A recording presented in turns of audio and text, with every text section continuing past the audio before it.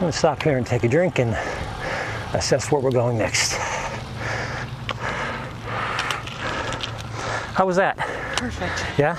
I let you get away from me down that hill a little bit. I know. It's extra fast. Yeah. I felt myself really going, but I said, oh, the hell, you'll catch me. Yeah. So one of the other tips that I wanted to pass along this morning for those of you who are new to road biking and just getting into the sport, and at a minimum might be in your very first year of riding a bike, sooner or later you're going to want to start getting faster on your bike and riding longer distances and all that sort of thing. And every so often I do get a question on, you know, how long will it take me to get up to this point, or how long will I be able to, how long will it take me until I can ride it 15, 16, 17, 18 miles an hour? Well, the average speed thing is very subjective. It really depends on what part of the country you ride in, and tailwinds and headwinds and traffic conditions and all that sort of thing.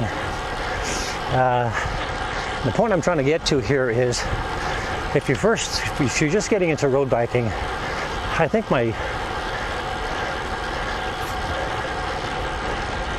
first suggestion to you guys would be, try to ride every day, 10, 15, 20 miles a day. Get up to that level as soon as you can. And once you're able to do that, and generally speaking, you'll probably be riding in the same places all the time to get in those 15, 20 miles a day. Then what you can start doing is working on riding that same distance just a little bit faster. And that'll build to your strength and your endurance, and obviously your speed. Your average speed will go up. But it really takes getting out on your bike and putting in the mileage more than anything. And yeah, you can improve your speed and your endurance on an indoor trainer, a turbo trainer, don't get me wrong. But generally speaking, I'm talking to those people who are just starting out, first year out on a road bike. More often than not, you guys aren't going to have a turbo trainer in your basement or in your garage just yet. That may come in the off season, depending on how much you love what you're doing on a bike. But even myself, I find that if I ride every day, the more I ride every day, the stronger I get and the faster I get. But I will admit, as of late, I'm beginning to drop the whole notion of, well, just how fast am I riding? And that's primarily because I think I'm riding with Susan, and that's not to say she's slowing me down. What I'm saying is that I'm riding with a companion now, so it's not all about me and how fast I want to go. My riding experience now has been turning into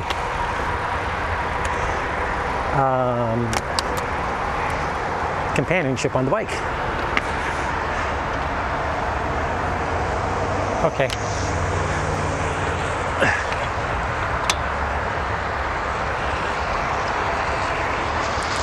So anyway, and I think everybody probably goes through that same sort of thing. You know, you get into road biking and you start thinking about riding faster. You know, if you first start off with the notion of, this is why I'm riding a bike, for exercise, and I think a lot of people start off that way, then remember, you know, there's a lot of reward in that.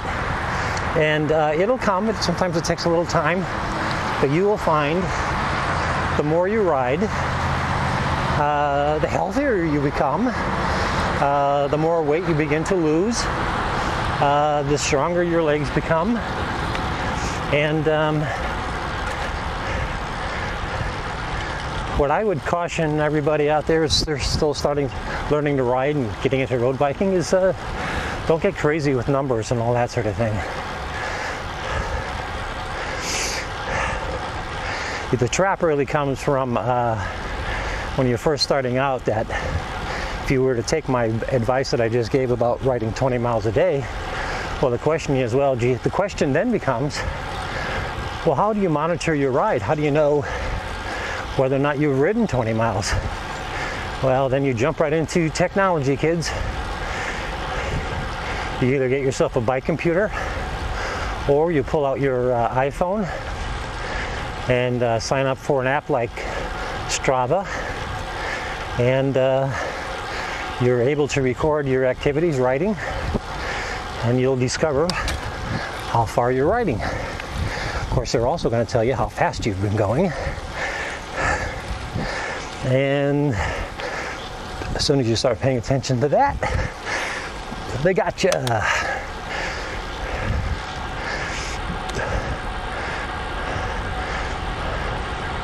So going back to riding with Susan, on a day like today, a beautiful, sunny, warm day, on a smooth road, riding through Madison, Connecticut. Dear Lord, if you're paying attention to your numbers on Strava, you are so missing out on the beauty and the serenity of being out on a bike. And I think that's what I've probably done, is I've probably come back to that point where my average speed and increasing it and going faster is no longer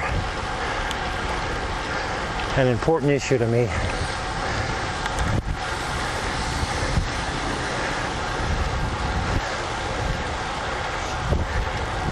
The thing that I really like is the fact that I'm healthy enough now to do this.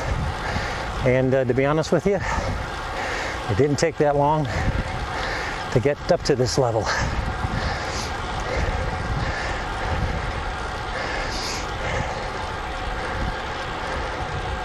As you can tell from my breathing, it's still a lot of work.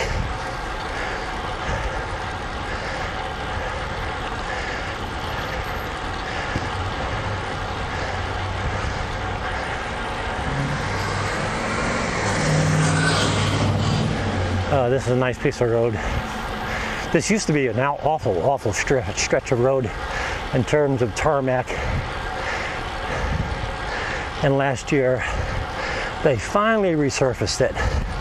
And now it's absolutely beautiful. Nice country road to ride along.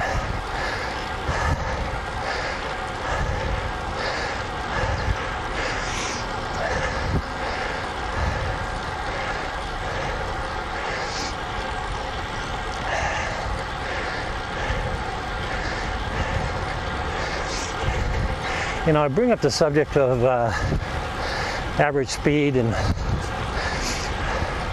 riding with a partner and all that sort of thing. It's a way of getting back to the basics in terms of road biking. And I notice it's kind of even a reoccurring theme on GCN. So every so often you like to reinforce the basics about road biking and the sport as you perceive it. Remind and refresh yourself just how many there are so many aspects to the sport that it is great to kind of review the fundamentals, your fundamentals every so often. Susan and I took a ride yesterday, and one of the things that I practiced, which I hadn't done in a while, was staying entirely in the lower chain ring and trying to maintain an average cadence right around 80 RPM. And I got pretty damn close to that. But the thing that's surprising about that, riding in a lower chain ring with a higher RPM, you're spreading your work out over more pedal strokes, and I think it helps you not only be faster,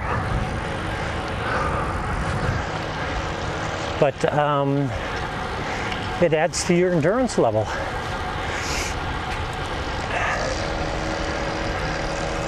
So yesterday we had a really, really good ride, both of us, and I know a lot of it had to do with the fact that I stayed on the lower chain ring, and kept my cadence higher than 70. Try to stay around 80.